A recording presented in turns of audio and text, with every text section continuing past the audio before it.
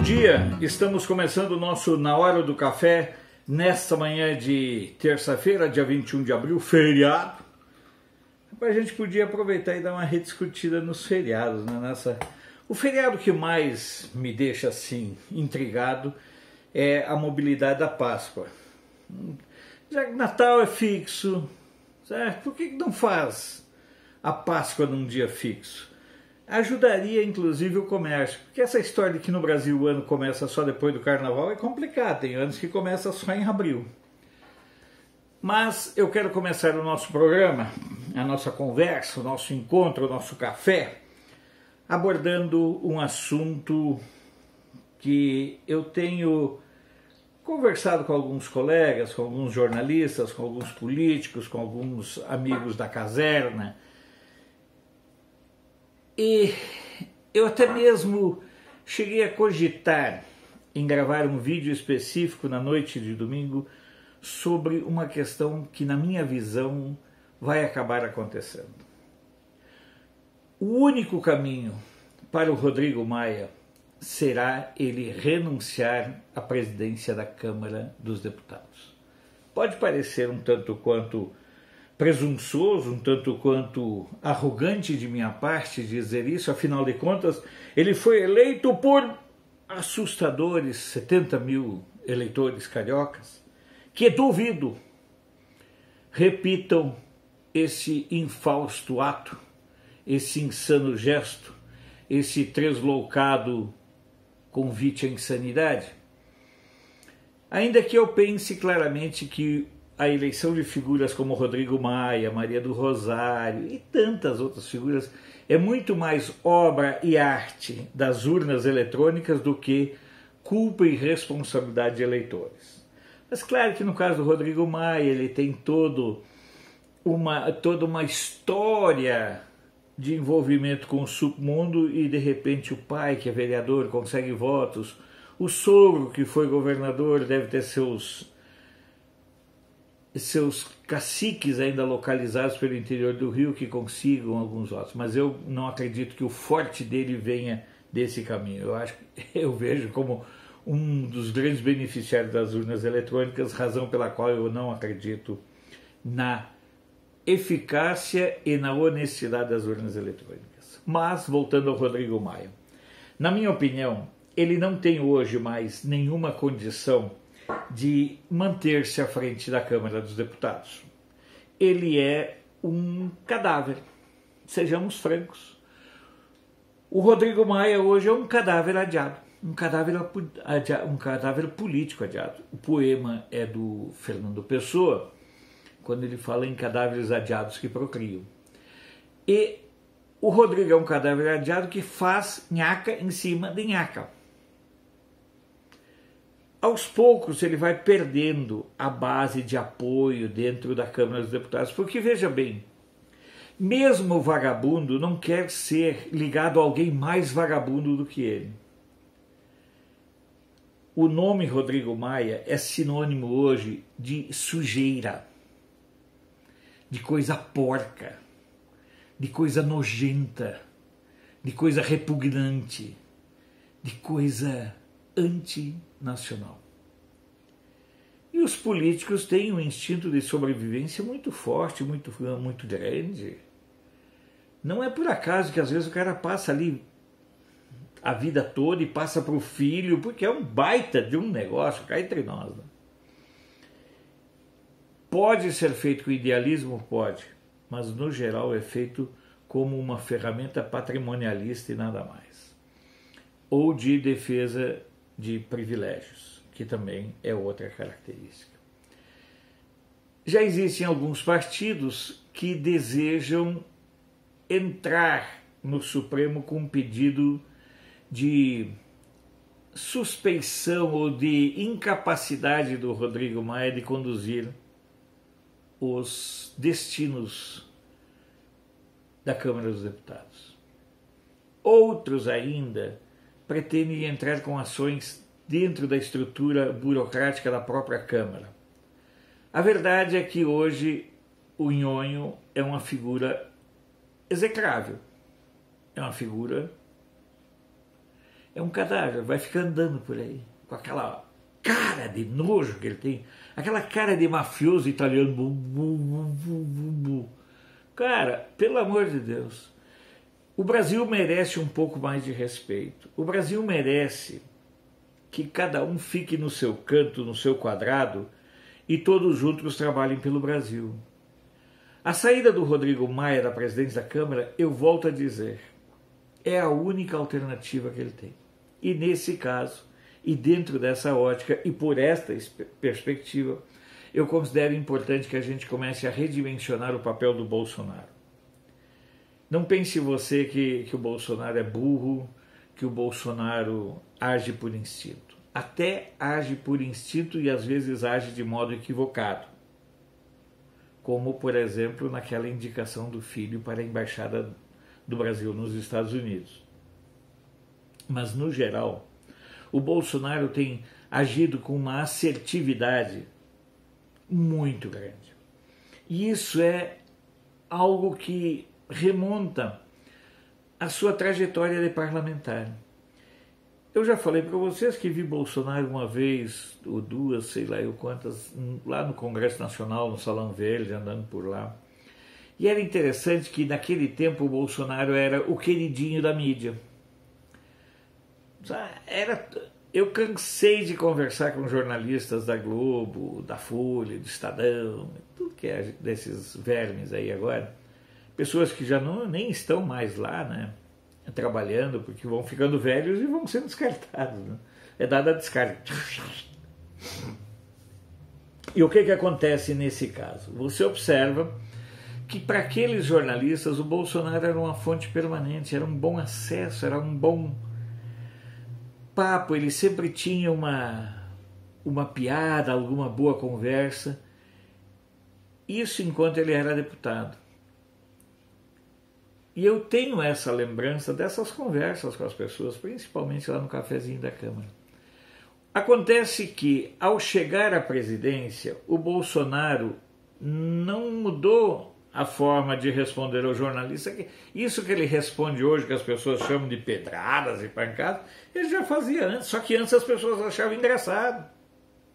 Agora, como os donos dos meios de comunicação não estão recebendo o dinheiro que querem receber, que precisam receber, porque só sabem sobreviver empresarialmente mamando nas tetas do Estado, essas pessoas passaram a simplesmente atacar o Bolsonaro não por elas, mas por ordens de seus patrões.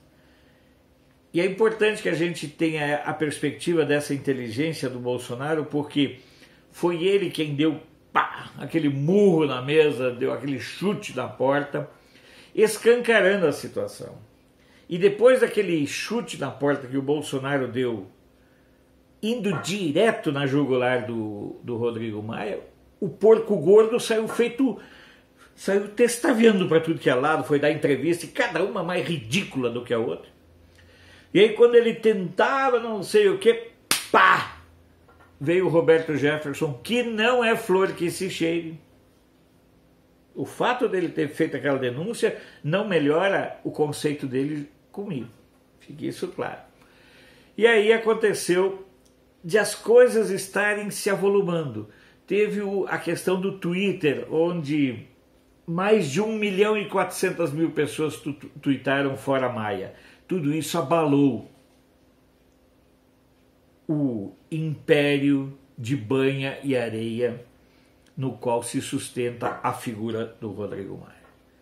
Vamos ver nos próximos dias, mas eu começo a ter cada vez mais convicção que o único caminho, que a única saída para o Rodrigo Maia é renunciar à presidência da Câmara. Porque eu acredito que em 2022 ele será cassado pelo eleitorado. Mas se ele quiser continuar sobrevivendo, porque daqui um pouco as pessoas vão começar a investigar os sinais exteriores de riqueza dele que não condizem com o salário dele. Alguém que nunca estudou, alguém que nunca na vida trabalhou, a não ser deputado, a não ser parlamentar, a não ser integrante de listas de propina. Com o salário que ele tem, digamos que seja 50 mil por conta de alguns acréscimos da presidência da Câmara dos Deputados. Vocês têm ideia de quanto custa só o condomínio do apartamento onde ele vive no Rio? As últimas informações, coisa de 2, 3 anos atrás, apontavam para algo como 8 mil reais. Condomínio. Vai me dizer que esse cara vive com salário de deputado? Daqui um pouco começa a levantar isso. Então, Rodrigo Maia, saia, mergulhe enquanto você ainda consegue salvar alguma coisa. Porque, na minha opinião, o teu destino é a cadeia. A exemplo de tantos parlamentares, de tantos governadores e de tantos políticos do Rio de Janeiro, do qual você é apenas o pior exemplar do momento. Mas tenho certeza, nós vamos nos livrar de você. Tenha certeza disso. Nós vamos conseguir viver sem você de uma maneira muito melhor do que estamos vivendo até o momento. Fora, Rodrigo Maia. Renuncie já, enquanto é tempo. Vamos seguir aqui com as nossas manchetes. Vou colocar os óculos para poder ler. Continuamos na nossa cruzada rumo aos 100 mil. Cada dia estamos agregando aí mais 100, 150, 130, 180 novos inscritos. E a sua participação e o seu papel é fundamental. Porque se nós chegamos até agora, com esse número de inscritos, é graças à nossa parceria com você. Também quero agradecer aquelas pessoas que estão participando do Superchat. Não é um hábito ainda muito, digamos, do pessoal aqui do canal, mas você pode participar de doações desde R$2, e eu agradeço muito as pessoas que têm feito doações. E todo mundo, dentro do possível, eu sei que gostaria de contribuir e sei que também pode ajudar aqui a manutenção do canal. Sempre digo, a manutenção do Alfredo é outro departamento. Aqui a ideia é a manutenção do canal. Vamos tomar um café, que esse café, olha,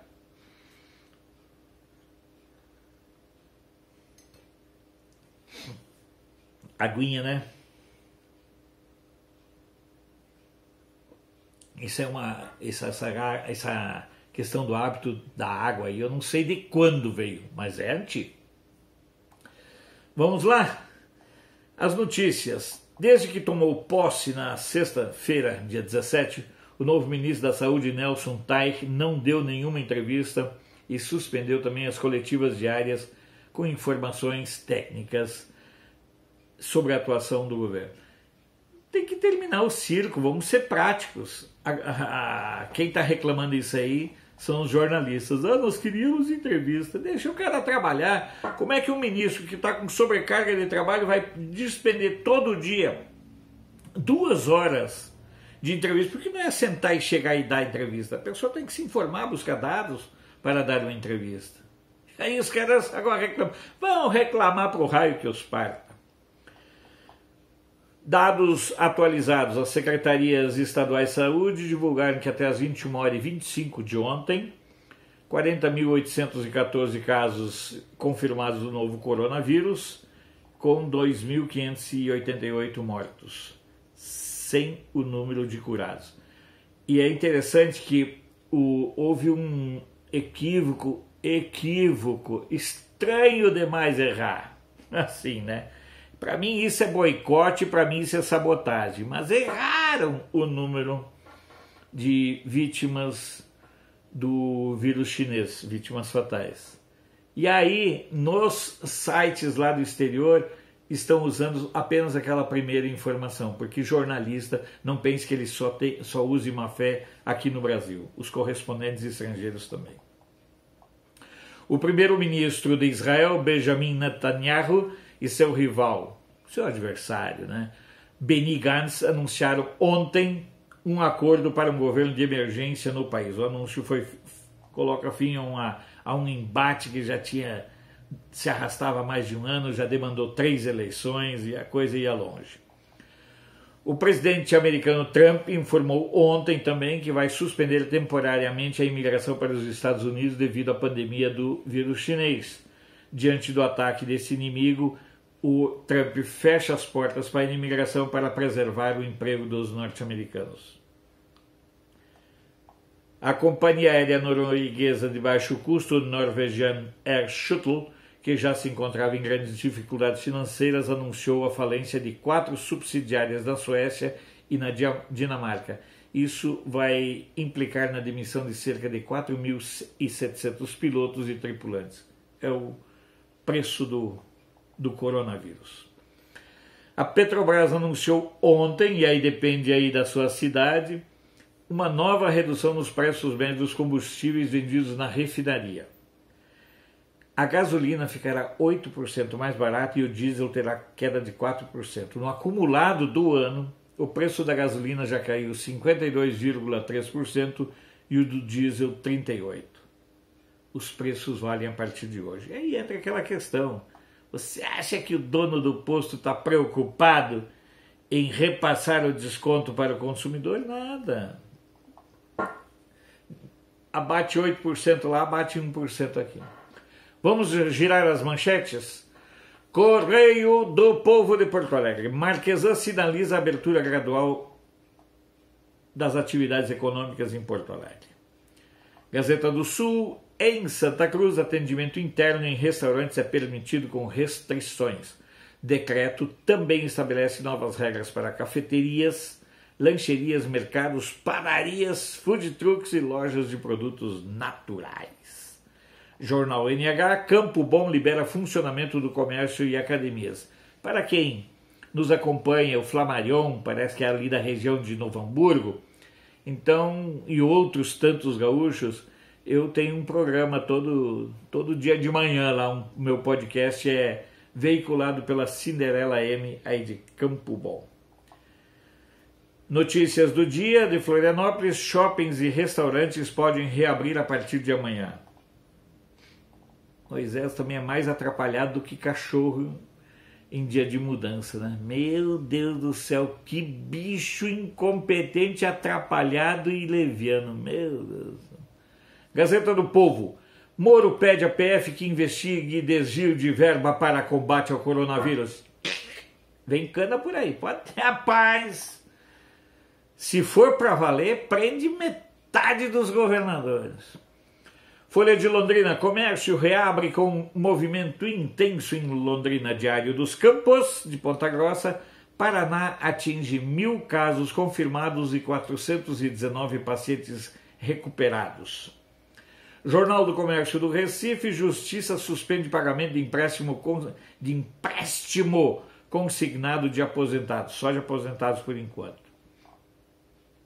O Fluminense de Niterói, Petrobras entrega 300 mil testes de Covid-19 à rede pública, certo? Isso é uma notícia interessantíssima. A Petrobras entregou ao SUS o segundo lote de 300 mil testes para diagnóstico de Covid-19. Desse total, 200 foram doados ao Ministério da Saúde e 100 mil à Secretaria de Saúde do Estado do Rio de Janeiro. Esses testes fazem parte do lote de 600 mil que a companhia encomendou dos Estados Unidos, não da China, porque comprar lote da China, meu Deus do céu, só governador comunista mesmo.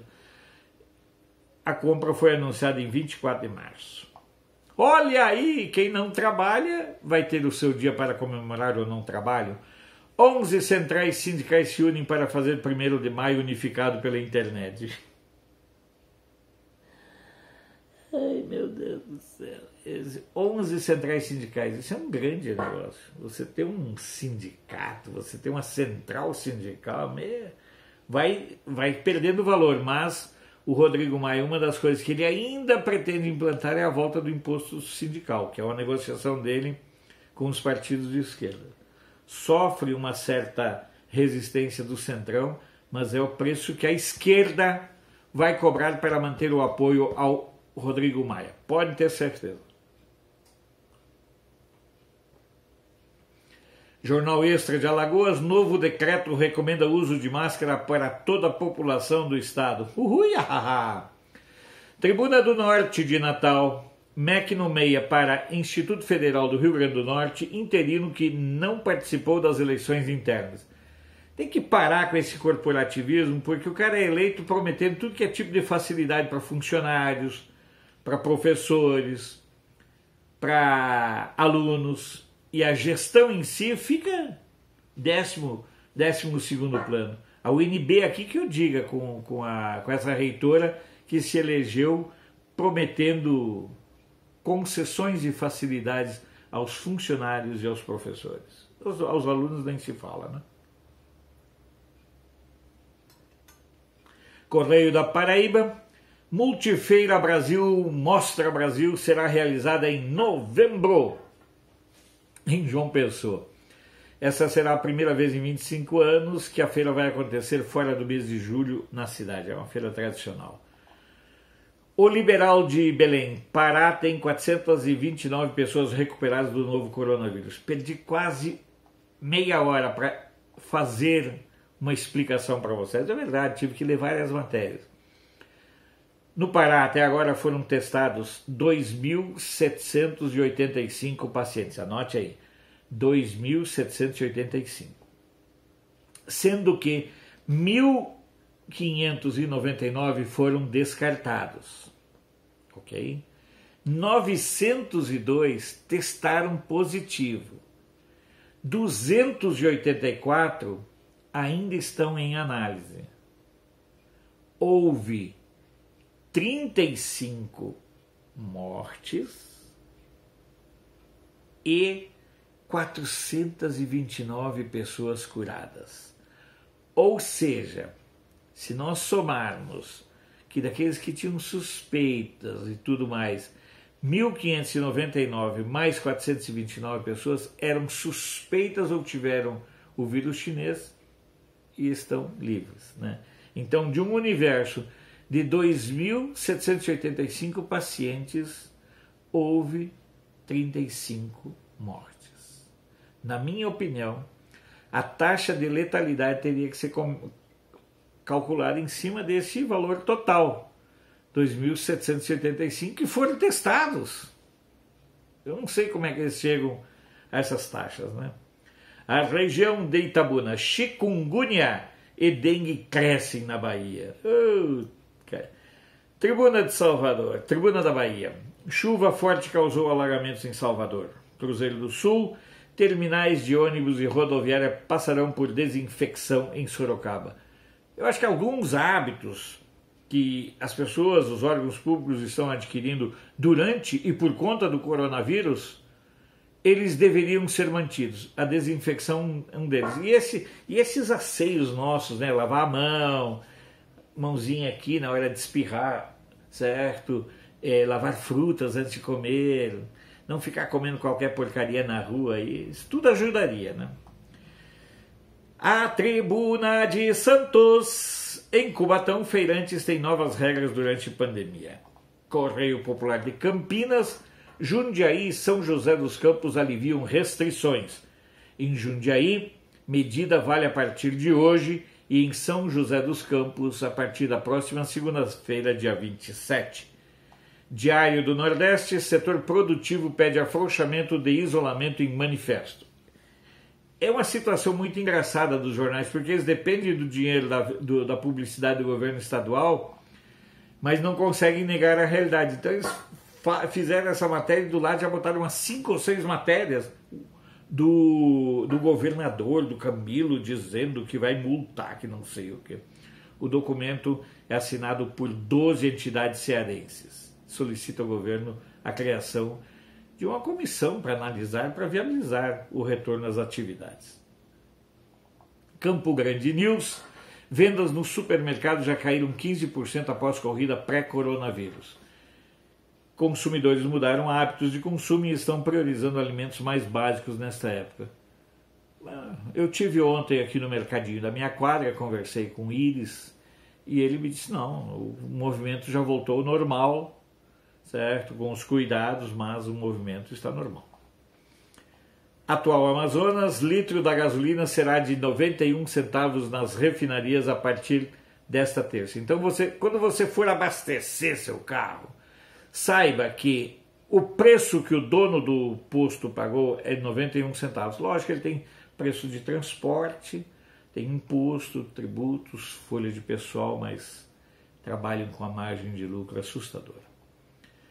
O Estado do Maranhão, ação da Receita Federal, destrói 300 toneladas de cigarro contrabandeado. Essas 300 toneladas foram apreendidas apenas no Maranhão. Estado de Minas, mais da metade dos diagnosticados com Covid-19 no Brasil já estão recuperados. São, assim, eu queria uma posição clara do Ministério da Saúde, mas vai ter que tirar toda aquela lama que o Mandetta manteve. Tem que tirar todo aquele pessoal da comunicação, da publicidade, tudo. Tem que fazer uma limpa para que entrem pessoas decentes, honestas e comprometidas com a informação, não com o terror. Diário do Rio Doce, comércio em Valadares começa a semana com portas abertas. Tribuna de Minas, de Juiz de Fora, a taxa de ocupação de leitos de UTI em Minas por Covid-19 é de 3%.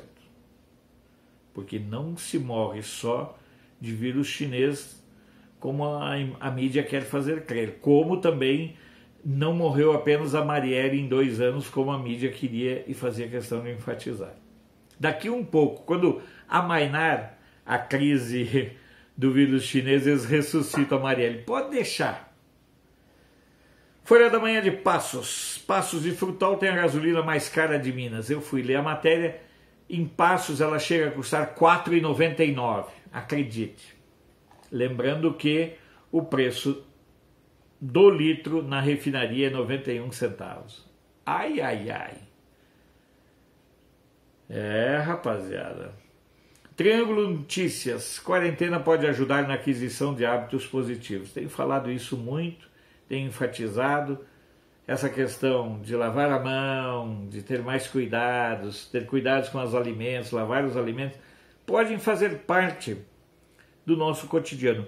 No meu tempo, eu aprendi isso na escola, mas depois a escola foi transformada em uma oficina para disseminar a destruição da família, divulgar ideologia de gênero, facilitar e ensinar sexo, uso de drogas.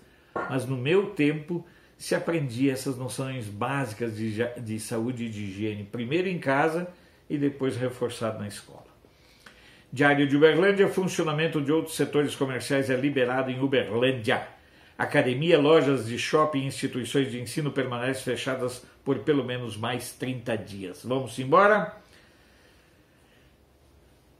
Das redes sociais, Globo suspende pagamentos de atores e gera tensão nos bastidores. Sem din-din, velho. Rapaz, esse povo vivia com dinheiro do governo. É por isso que querem derrubar o Bolsonaro. E há uma forte indicação de que também a China está começando a injetar dinheiro na Globo. De Brasília, a Caixa antecipa pagamento da segunda parcela de auxílio emergencial. Justiça em Foco, Marco Aurélio vai analisar pedido do Podemos contra a liberdade a presidiários durante pandemia. Se depender do Marco Aurélio, ele manda soltar até quem ainda não cometeu crime. Misto Brasília, candango ou não, vá à janela aplaudir Brasília, dia 21. Hoje, para quem não sabe, Brasília está completando 60 anos. Vamos pelas agências de notícia. El Montevideo. Expectativa em cidades da fronteira pelo fim da quarentena no Brasil. El Mercúrio do Chile. Centro de Santiago cheio de máscaras. Andina do Peru. Atos de corrupção durante emergência terão penas exemplares. Alô, Witzel! Alô, Dória! Alô, rapaziada de governadores do Nordeste! Se for para valer aqui no Brasil, podem pegar o Mané Garrincha aqui em Brasília e botar como presídio que vai faltar lugar. Cabem 60 e poucas mil pessoas aqui. Se fizer em cubículo ali, olha, vai faltar lugar para prender tanta gente que vai estar envolvida com corrupção.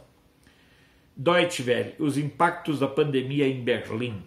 Menos carros, menos poluição e alterações no consumo de água e energia elétrica são registrados na capital alemã. Rádio França Internacional.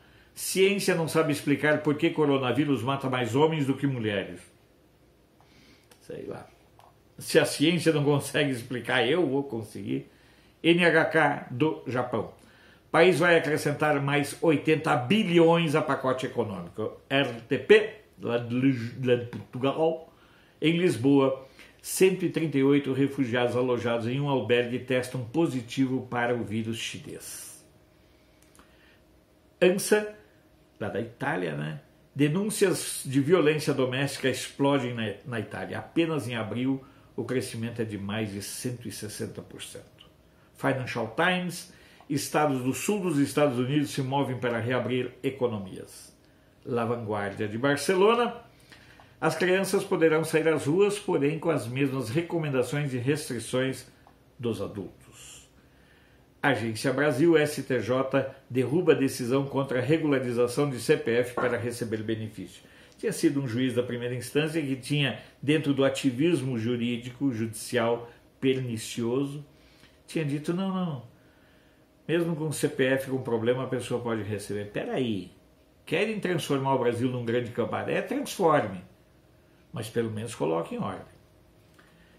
Para finalizar, vou tomar uma água.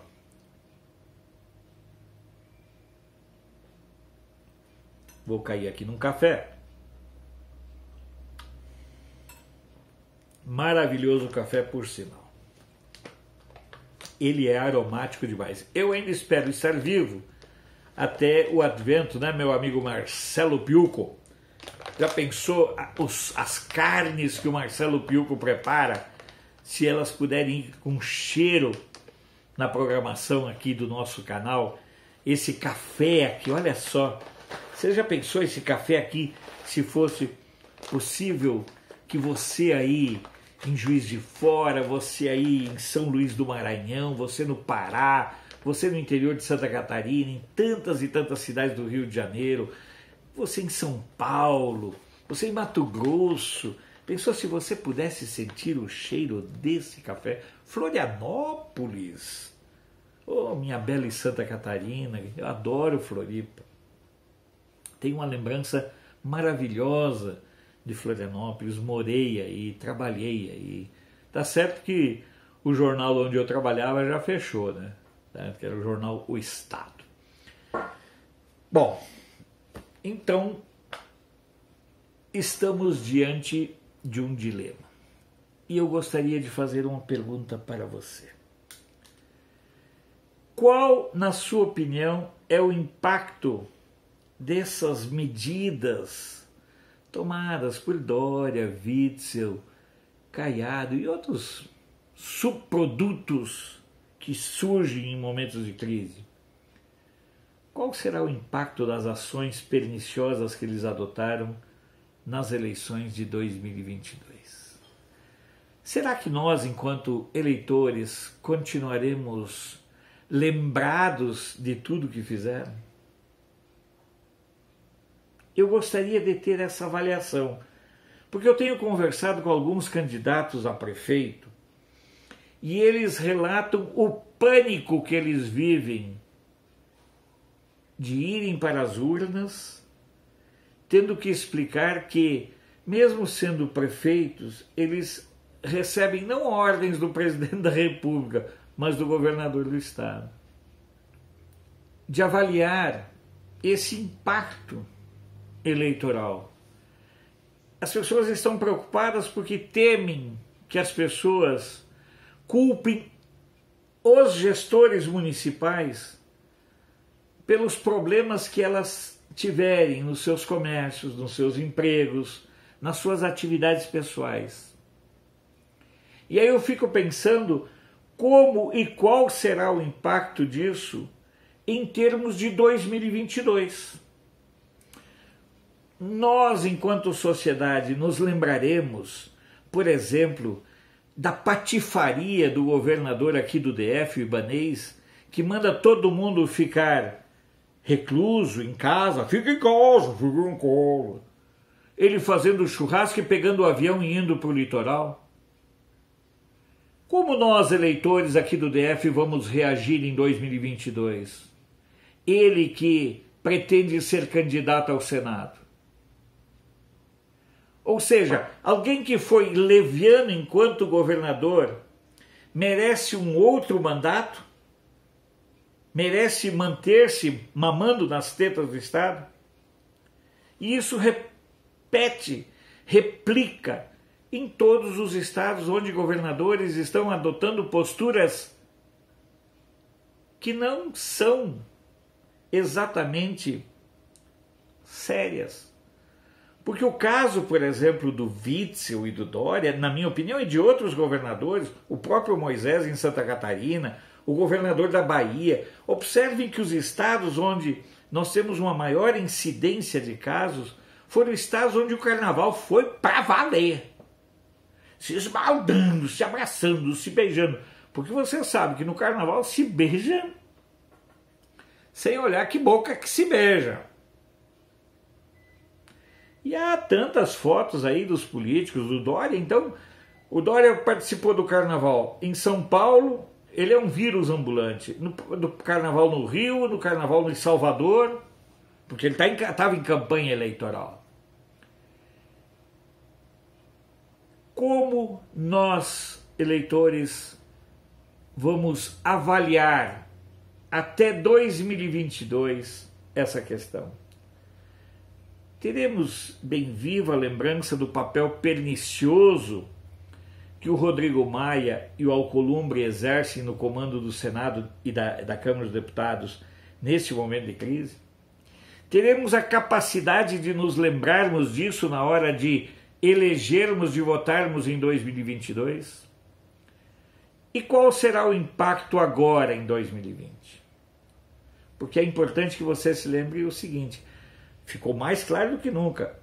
Agora, em 2020, os brasileiros irão eleger os cabos eleitorais dos candidatos a governador, a deputados estaduais, deputados federais e senadores.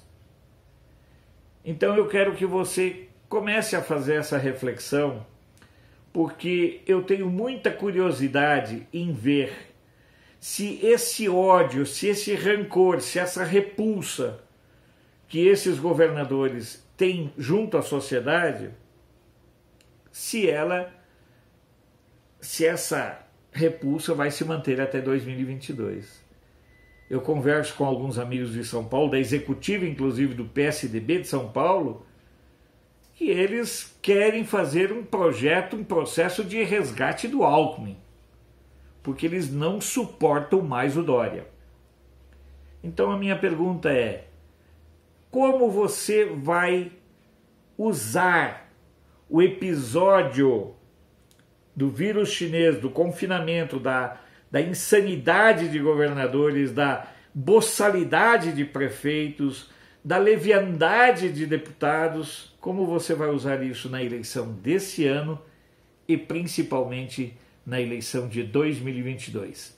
É um enigma, é uma dúvida, é uma curiosidade que eu sinto uma imensa vontade, eu sinto uma imensa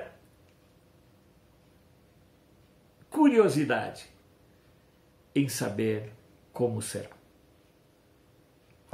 Vamos encerrando o nosso Na Hora do Café dessa terça-feira. É aniversário de Brasília. Brasília não tem culpa dos políticos que o Brasil inteiro manda para cá. Por favor, não brigue com o povo de Brasília. Aqui, a maior parte dos moradores daqui são extremamente honestos e trabalhadores e sofrem como os brasileiros de todas as partes, porque nós também somos partes do Brasil, ainda que uma elite política muitas vezes leve as pessoas a dizer que aqui é uma ilha. Não, a ilha é lá. Aqui onde nós vivemos é a Brasília real, que sofre e enfrenta, inclusive, as ações de um governador que está muito mais para um fanfarrão do que para um administrador e um gestor. Um bom e abençoado dia para você e nos encontramos de novo amanhã para mais um Na Hora do Café.